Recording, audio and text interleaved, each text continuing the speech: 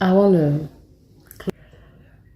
this situation of domestic violence, because yes, recently we have seen many celebrities on TV who have been victim, okay, women especially, domestic violence. And what is sad is because they are non-figure, but what about women that we don't know who are going through a lot? And recently I had messages, okay, from people that I know personally. You know, that's why I say earlier that don't be I don't know, you say that in English, fool, huh?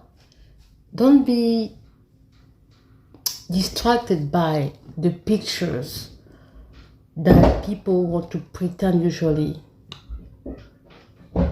If you know the number of women who are not happy in their marriages today, you'll be surprised. The marriage is not the wedding. The wedding, and I understand that, understood it later. The wedding is just the ceremony. It's the beautiful, it's the glitter, it's the stress. But marriage is the complete other world.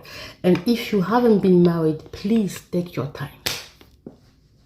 As an older sister, okay, or as a sister, I'm telling you, please take your time.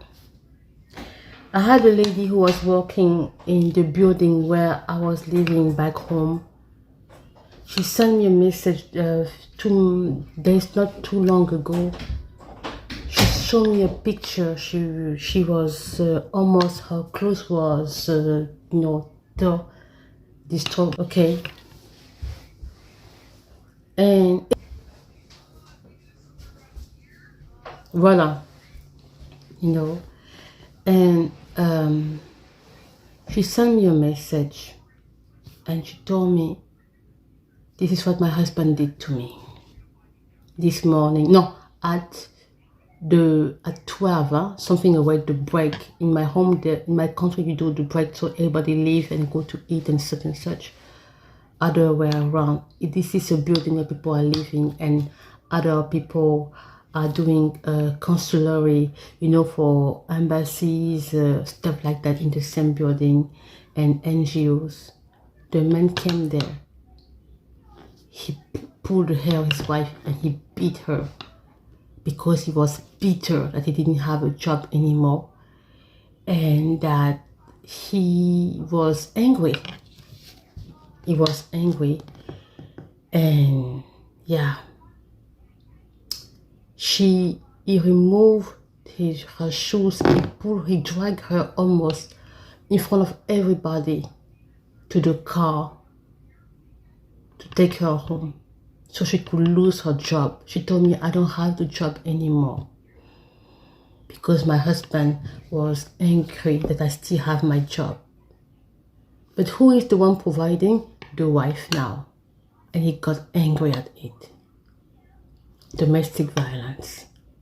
In my country, we start talking about it because in Africa, it took so long for authority to really say, to really take laws, sanctions about people who are doing domestic violence, who are perpetrating domestic violence on their partner. Yeah, because you also have women who can do that to men, but usually back home it's usually men who are doing it the most.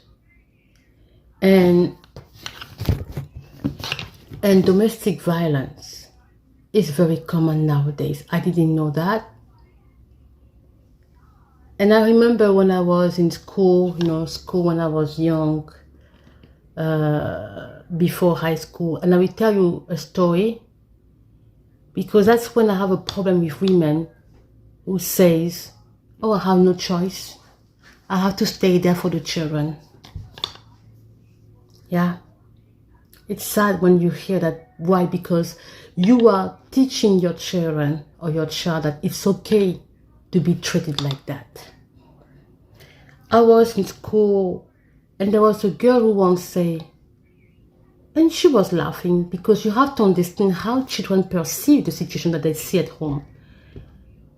That her father was often putting the head of her mom, in the toilet. And for her, it was funny. We were shocked, but then we were kids. We were like, what is this? We never saw that. I think the father was in military, something like that, if I remember. But we didn't understand. It's only later on that I understood that the mother was actually victim of domestic violence. And the kids were seeing that. Years later, I went to visit my cousin in another town of my country, another city of my country. She's a doctor. My niece told me, because she has a daughter too, my niece told me, oh, and she was with her friend. Her friend was often sometimes coming to play with her at home there. You know, I was there for the summer, just for a few weeks. I took a trip there. And then she said, oh, they were talking about so many things. Then they were laughing and talking. And then they say, yeah, because later on, they were talking about something like the father was doing some stuff. And then later, when the girl left, I said, what were you talking about? She said, oh, you don't know, my friend's mother, the father, he beat her. I mean, he put her head in the car.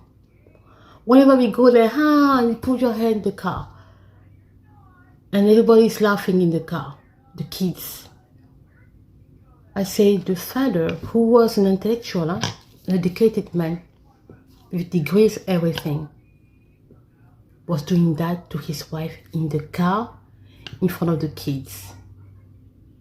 Domestic violence. He was slapping her, pulling her hair, beating her in the car, in front of the kids. And that was often. And then you hear women saying that, yeah, I have no choice, I have to stay there for my kids. Do you really think that staying there for your kids is to set an example of, I don't know, it's a healthy way to, you know, when you are a victim of verbal abuse, emotional abuse, physical abuse, what's the point to stay there?